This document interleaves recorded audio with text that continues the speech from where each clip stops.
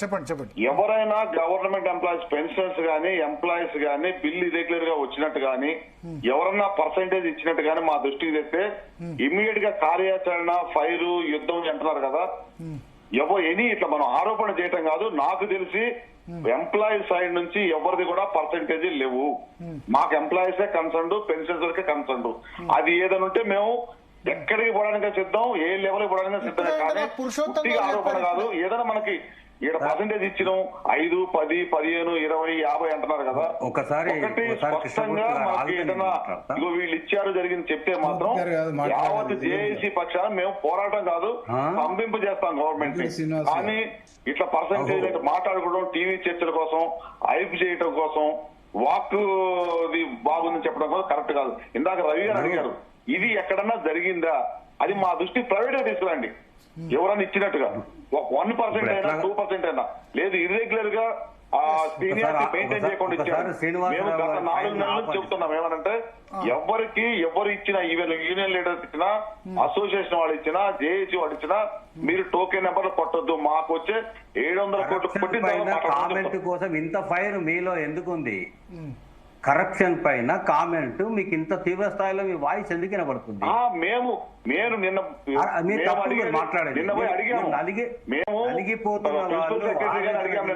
మీరు కొన్ని చెప్పి కూడా కొట్టట్లేదు. అడిగితే ఆయన మమ్మల్ని క్వశ్చన్ చేసింది ఇది మాకు చూపించండి, అది దొరికితే వాళ్ళు నిలబెడతాం. మేము నిలబెడతాం 100%. నలిగే వాళ్ళు నలిగిపోతున్నారు, ఇచ్చే వాళ్ళు ఇస్తున్నారు, సచ్చే వాళ్ళు దస్తున్నారు, బాధలు పడే వాళ్ళు బాధలు పడుతున్నారు. మీరు ఇంత పర్సెంటేజ్ ఇస్తున్నారు అట్లా బయటకు వస్తుంది అని అంటే ఎవరో నాకు చెప్పండి అంటే ప్రతి ఒక్కరు వచ్చి మీకు చెప్తారా? మీరు సొల్యూషన్ చేస్తారా? మీరు పరిష్కారం చేస్తారా? మీరు చేస్తే 22 నెలల నుంచి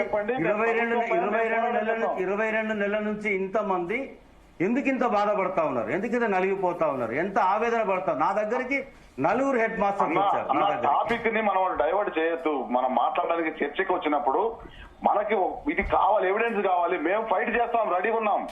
మేము ఇప్పుడు మీ ఆవేదన ఎట్లుందో అదే ఆవేదన పోయి డైవర్షన్ కాదు అడ్డగోలుగా ఆరోపణ చేస్తున్నారు. ఒక్కళ్ళని చూపించండి అని అడుగుతున్నారు.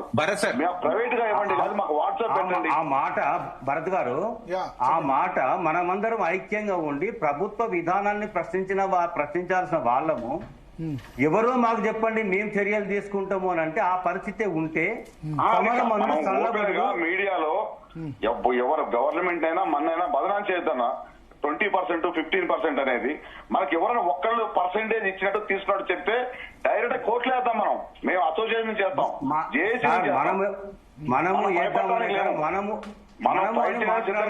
లేదు మనము అని మాట్లాడుతున్నట్టుగా లేదు. ఇది ప్రభుత్వానికి వంత పడుతున్నట్టుగా వాయిస్ ఉంది.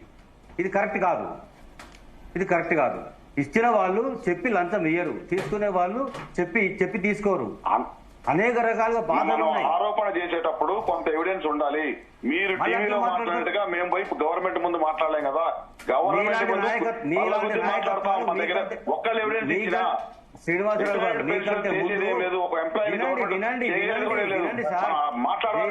నాయకత్వాలు వహించి, ఉపాధ్యాయ సంఘాల నాయకత్వాలు వహించి ప్రభుత్వాన్ని నిలదీసి ప్రశ్నించి ధర్నాలు చేసి సాధించుకున్న చరిత్ర మాకుంది. ఇవాళ మీ ముందు కొత్తగా నేను మాట్లాడడం లేదు. మిమ్మల్ని ఒక్కనే నాయకులని గుర్తించట్లేదు. జేఏసీలో ఉన్న నాయకులు ఇదే విధంగా ఫైర్తో ఉంటే 22 నెలలుగా ఈ ప్రభుత్వం ఇంత మొద్దు నిద్రపోయి ఉదాసీనంగా ఉండి రిటైర్మెంట్ వల్ల డబ్బులు ఇవ్వకుండా ఉండదు. చరిత్రలో ఫస్ట్ టైం ఇది. ప్రభుత్వం ఇంత అడ్వాంటేజ్ ఎందుకు తీసుకుంటుంది?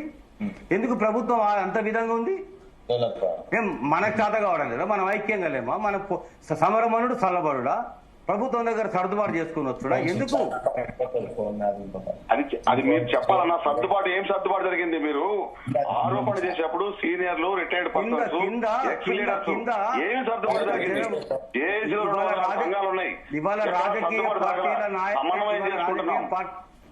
రాజకీయ పార్టీల నాయకులను ఏ రకంగా తిడుతున్నారో జనము, ఇప్పుడు వాళ్ళల్లో వాళ్ళు తిట్టుకుంటున్నారు. ఇంకా కొన్ని రోజులు ఇట్లాగే పరిస్థితి ఉంటే బయటకు వచ్చి తిడతారు, నానా బూతులు మాట్లాడతారు, అనేక బాధలు వ్యక్తం చేస్తారు. ఎవరిని ఆపలేదు అని చెప్పట్లేదు. గవర్నమెంట్ ఎంప్లాయీస్ కి గత 10 సంవత్సరాల్లో ఏది ఉందో అదే ఇప్పుడు కంటిన్యూ అవుతుంది. మళ్ళీ ఇబ్బంది 10 లేదు, మనం సంవత్సరాలు రాజకీయ కార్యాచరణ నాయకులు పోవాల్సిందే. మాట్లాడారు. గత పాలన గత 10 సంవత్సరాలు రాజకీయ నాయకులు మాట్లాడితే అర్థం ఉంటుంది. అందులో ఒకరిపైన ఒకరు దోసుకుంటారు. మనం ఇక్కడ కూర్చొని మాట్లాడడం గత పాలన గత 10 ఏళ్ల గురించి మాట్లాడడానికి మనం ఇక్కడ లేము. ఇప్పుడున్న పరిస్థితిని పరిష్కరించడానికి, చక్కబెట్టడానికి, సవ్యంగా పరిష్కరించడానికి, అందరినీ కాపాడడానికి మన నాయకత్వాల్లో ఉన్నాము. ఆ బాధ్యత మన సంఘాలు ఇచ్చినాయి. అదే 204 సంఘాలతో ముందుకు రావాలన్నప్పుడు కొన్ని ఎవిడెన్స్ మన దగ్గర ఉండాలి. 206 సంఘాలతో ఒక జేఏసీని ఫామ్ చేసినప్పుడు ఆ జేఏసీకి ఉన్న తడాక ఏందో, సత్తా ఏందో, ఒక డిఏ సాధించడం వెనుక ఎన్ని సంవత్సరాల చరిత్ర ఉందో, ఎంతటి ఉద్యమాలు ఉన్నాయో ఇక్కడ మనకు తెలియని వాళ్ళ వ్యాపారం కాదు. 5 డిఏలు పెండింగ్ ఉంటే, పిఆర్సీ 2 సంవత్సరాల నుంచి పెండింగ్ లో ఉంటే, ఇవాళ ఇది ఇస్తే చాలు అది ఇస్తే చాలు అనుకోవడం ఎందుకు అంటున్నా. రిటైర్డ్ వాళ్లకు డబ్బులు రావాల్సిందే. 2 సంవత్సరాల నుంచి వాళ్ళకి ఎవరిస్తాడండి డబ్బులు? అప్పులలో తిరిగిపోతా ఉన్నారు. పిల్లల పెళ్లిళ్ళు ఆగిపోయినాయి, పిల్లగాల చదువులు ఆగిపోయినాయి, రోగాలు ఆగిపోయినాయి, రోగాల వారిన పడ్డలో చికిత్స లేదు, చచ్చిపోతా ఉన్నారు. ఒక ఏఎస్ఐ ఉరితాడు చూపిస్తే నేను ఆత్మహత్య చేసుకోబోతున్నా, నా డబ్బులు నాకు ఇయ్యాలంటే హైకోర్టు సుమోటోగా కేసు స్వీకరిస్తే ఆయనకు డబ్బులు వచ్చినాయి. కోర్టుకు వెళ్ళిన వాళ్ళు, జడ్జిమెంట్ తెచ్చుకున్న వాళ్ళకు, ముందుకు పోయిన వాళ్ళకు కొందరికి వచ్చినాయి. ఇప్పుడు కోర్టు కేసులో జడ్జిమెంట్ వచ్చిన వాళ్ళకు పరిష్కారం లేదు, రిటైర్డ్ వాళ్లకు. అదేవిధంగా కంటెంప్ట్ తెచ్చుకున్న వాళ్ళకు కూడా దిక్కు లేని పరిస్థితి ఉంది. ఇది జరుగుతా ఉంది. కోకొల్లలుగా కళ్ళ ముందు కనబడతా ఉన్నాయి. ఇంకా ఎవరో చూపెట్టండి అంటే ఎట్లా వచ్చి చూపెడతారు? ఎంతమంది వస్తారు? అన్న మీరు చెప్పేది ఇబ్బందులు లేవని కాదు, అన్ని సమస్యలు అందరికీ ఐడియా ఉన్నది.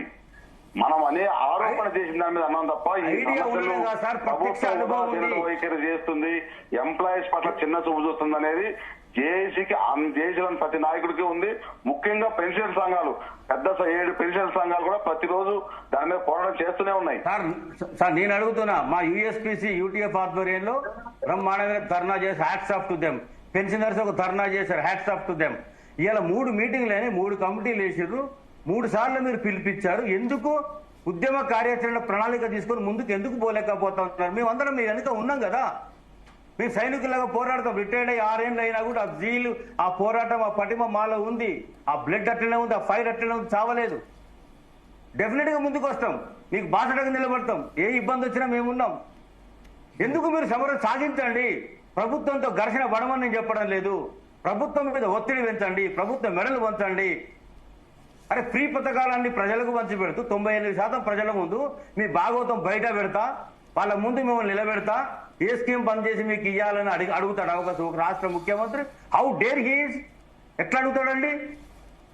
అదే కాకుండా కోసుక తింటే నా దగ్గర డబ్బుల్లో, నన్ను వండుక తింటారా, కోసుక తింటారా, నేను చేసుకుంటానంటే అంత మొండి వైఖరితో ఏ రాష్ట్ర ముఖ్యమంత్రి పిలిచి అందరితో మాట్లాడి ఇచ్చిన 67 డిమాండ్లు కొంత మేరకు 25 డిమాండ్లు పరిష్కారం చేశారు. అసలు మనం గవర్నమెంట్ మెడలు ఉంచాం. అదే ముఖ్యమంత్రి గారు ఎప్పుడు ఏని క్యాబినెట్ సబ్ కమిటీ ఉద్యోగ సంఘాలకు ఏపించాం, ఆఫీసర్స్ కమిటీని ఫార్మేషన్ చేయించాం, జాయింట్ స్టాఫ్ కౌన్సిల్ రెన్యువల్ అయింది, హెల్త్ కౌన్సిల్ ఏపీలు రాబోతు. మనం అవన్నీ సాధించలేదు అంటలేదు, కానీ సాధించాల్సింది చాలా ఉంది, ఇబ్బందులు ఉన్నాయి. శ్రీనివాసరావు గారు, భరత్ గారు ఒక రిక్వెస్ట్ చేస్తా ఉన్నా. జాయింట్ స్టాఫ్ కౌన్సిల్ రెస్టోరేషన్ అనేది కొత్త విషయం కాదు. చరిత్ర లోపల ఏళ్ల తరబడిగా గుర్తింపు పొందిన జాయింట్ స్టాఫ్ కౌన్సిల్ సంఘాలు దశాబ్దాల తరబడిగా ఉన్నాయి. ఓడి వాళ్ళకు వస్తూనే ఉంది. గత ప్రభుత్వం కూడా జాయింట్ స్టాఫ్ కౌన్సిల్ 2012 నుంచి లేదు. అన్ని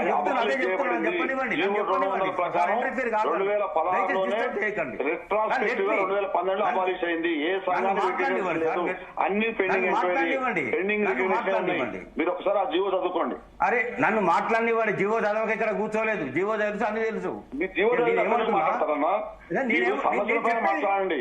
నేను చెప్పేది మనకున్న అందులో డౌట్ లేదు. శ్రీనివాసరావు గారు జాయింట్ స్టాఫ్ కౌన్సిల్ అని ఎవరు తెచ్చారు? మీరు మాట్లాడారా ప్రస్తావన? జాయింట్ స్టాఫ్ కౌన్సిల్ మీరు జాయింట్ స్టాఫ్ కౌన్సిల్ మీరు తీశారు. అది జాయింట్ స్టాఫ్ కౌన్సిల్ కొత్తది కాదు, మనకు వచ్చింది కాదు, గయేళ్ల తరబడి ఉంది. మీకు తెలియదు, మనకి ఇచ్చారు. గత ప్రభుత్వం అరే లెట్ మీ కంప్లీట్. గత ప్రభుత్వం ఇవ్వకుండా ఆపి రూల్ మాట్లాడాలి, ఉన్నది మాట్లాడండి, వాస్తవం గవర్నమెంట్ పట్టించుకోలేదు. ఈ వాయిస్ ప్రభుత్వం దగ్గర వినిపియండి, నా దగ్గర కాదు. ప్రభుత్వం దగ్గర వినిపించండి ఇట్లా మీరు వాయిస్. నీ దగ్గర నా దగ్గర కాదన్నా, మీకు వినిపించట్లేదు. ఉద్యోగులకి టీవీ ద్వారా అందరూ వింటున్నారు. మీరు అభ్యంతరం చేయకండి. దయచేసి శ్రీనివాసరావు గారు మీరు అభ్యంతరం చేయకండి. ఈ వాయిస్ ఈ ఫైల్ ఏలూరు గారు భుజంగరావు గారు ఏలూరు గారు వాయిస్ ఉంటే పరిస్థితి ఎప్పుడు చక్కగా కరెక్ట్ కాదు. అంటే ఉద్యోగులను భయపెడతారు, ఉపాధ్యాయులను భయపెడతారు, మాలాంటి కూడా భయపెడతారా? ప్రభుత్వం మిమ్మల్ని భయపెడితే మీరు మీ ద్వారా ప్రభుత్వం మమ్మల్ని భయపెడతారు కాదా? భయం ఏంటంటే మన హక్కులు ఊరుకుందామా? మనకు ఓడి రెస్టారెంట్ ఊరుకుందామా? వదిలేద్దామా సమస్యలు? జాయింట్ స్టాఫ్ కౌన్సిల్ రీఆర్గనైజేషన్ చేస్తే ఓడీ లిస్ట్ అయిపోయిందా? అన్ని అయిపోయినాయా? వదిలేద్దామా? సవనియా? బాటపడనియా? ఏం మాట్లాడుతున్నారండి మీరు? ప్రభుత్వం దగ్గర ఓడి మన హక్కు, మనకు రావాల్సిన డబ్బులు కూడా మన హక్కు, మనకు రావాల్సిన ప్రయోజనం మన హక్కు. ఏళ్ల తరబడి ఉద్యమాలు ఓడి లేని రోజు కూడా రవి గారు మీకు తెలుసు, ప్రభుత్వం 9 నెలల ముందు డిజాల్వ్ చేస్తే మనం ధర్మాగ్ర సభ పెట్టే ఎగ్జిబిషన్ గ్రౌండ్ లో ప్రభుత్వం నిలదీసిన ఆ రోజు ప్రశ్నించిన వీళ్ళందరూ ఏడబోయినండి. ఆ రోజు టీఎన్జీఓలు ఏడబోయినారు, టీజీఓలు ఏడబోయినారు, ఎక్కడ పోయినండి? ఆ రోజు 104 సంఘాలతో మనం ధర్నా చేశాం, సభ చేశాం. ఎక్కడ ఉన్నారండి వీళ్ళంతా? ప్రభుత్వానికి వద్ద పడిన వాళ్ళు కాదా మీరు? ఇది ఇవాళ గత ప్రభుత్వం గురించి మాట్లాడతారు మీరు. ఇప్పుడు ఒకటి ఆనాడు ఉంది, ఆనాడు మా పోరాటాలు ఇవాళ మా ఆవేదన ఉంది. ఆనాడు ఉపాధ్యాయులు అధ్యాపకుల్ని ఆచార్యుల్ని మిగతా సంఘాలు కలుపుకోలేదు, కలిసింది. మీ ఆవేదన మీరు శ్రీనివాసరావు గారు దండం పెట్టి చెప్తున్నా, మీ అందరికి దండం పెట్టి చెప్తున్నా, చేతులెత్తి దండం పెట్టి చెప్తున్నా, ఉపాధ్యాయులు రిటైర్డ్ అయిన వాళ్ళు ఉద్యోగులు చచ్చిపోతారు, కాపాడండి కాపాడండి. మన అన్ని కూడా కాస్త ఆగైనా రిటైర్డ్ వాళ్ళకు రిలీజ్ చేస్తే వాళ్ళు బ్రతికే అవకాశం ఉంటది. లేదంటే మన జీతం తగ్గిపోయింది, అప్పిచ్చేటోడు దొరకడు, సమస్యలు పరిష్కారం కావు, బ్రతికే దారి కనబడదు. ఏందండి పరిస్థితి? ఎంత దారుణం అండి ఇది. రోగం వస్తే పోదామంటే బిల్స్ వాటి విషయంలో మీరు బరాబరు మీరు మాట్లాడాల్సిందే, మమ్మల్ని తిట్టాల్సిందే, అందులో లేదు. మేము ఏ కొద్దిగా ఉరికియాల్సిందే మమ్మల్ని.